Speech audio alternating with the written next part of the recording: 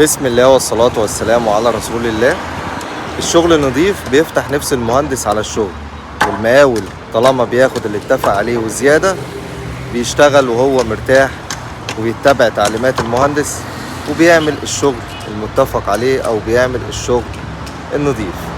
عندنا هنا جنطة أعمدة لسه فكينها دلوقتي، بسم الله ما شاء الله. الأعمدة طالعة حاجة تفرح.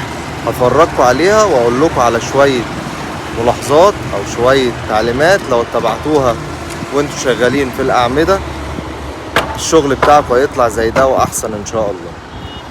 بص كده على شكل العمود بعد الفك عامل ازاي. بص كده العمود هتلاقي مفيهوش اي تسويس ولا تعشيش، وهتلاقي سوكة العمود طالعة مسطرة ما شاء الله. بص على السوكة كده عاملة ازاي، بسم الله ما شاء الله. بص على السوكة من الناحية التانية ما شاء الله. بص على حديد العمود هتلاقيه في نص العمود بالظبط، ده كفر يمين قد كفر شمال، كفر قدام قد الكفر من ورا. العمود ما شاء الله ما فيهوش غلطة. طب هو العمود ده بس؟ لا، كل الأعمدة على الوضع ده إن شاء الله. بص على الخرسانة، مفيش عندك أي تسويس، مفيش عندك تعشيش، سوك سليمة 100%.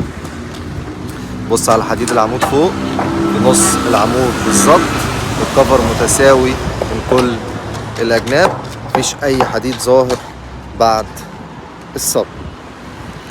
بص على عمود كمان، اللهم بارك.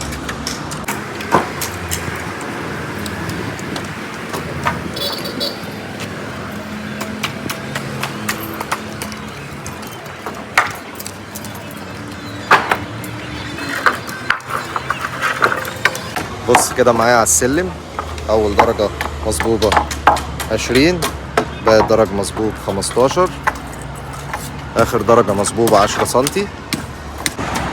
شوية تعليمات مهمة خلي بالك منها وانت شغال في الأعمدة. تحطيط الأعمدة لازم انت كمهندس او كمقاول تستلمه بنفسك، تتأكد ان كل الأعمدة في اماكنها بنسبة 100%.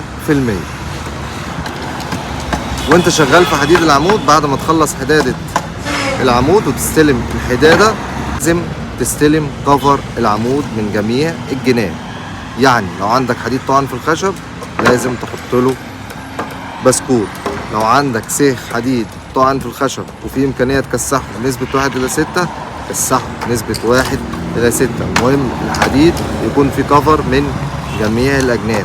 حاول على قد ما تقدر خشب العمدان يكون جديد، ومش بس كده لازم الخشب ده يترش بالمية قبل الصب مباشرة.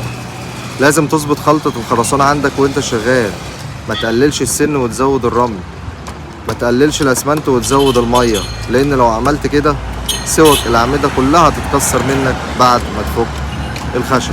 قبل ما تفك خشب الأعمدة لازم تغرق الأعمدة كلها بالمية عشان الخشب يطلع معاك بسهولة وعلشان السوك ما تتكسرش.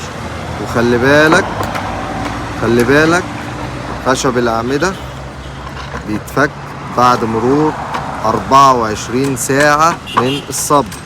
وخلي بالك برضو لو بتصب في فصل الشتاء ال 24 ساعة دي هتبقى 48 ساعة. مش هوصيك بقى على السلم وفرمكة السلم، لازم تهتم بيها جدا، ولازم مقاسات السلم تكون مرتاحة. النايمة ما تقلش عن 27 سنتي والقايمة ما تزيدش عن 16 سنتي ونص. لو عملت الحاجات دي ان شاء الله شغلك هيكون مظبوط، وشغلك هيفرحك وهيفتح نفسك عن استكمال الشغل انت والمال.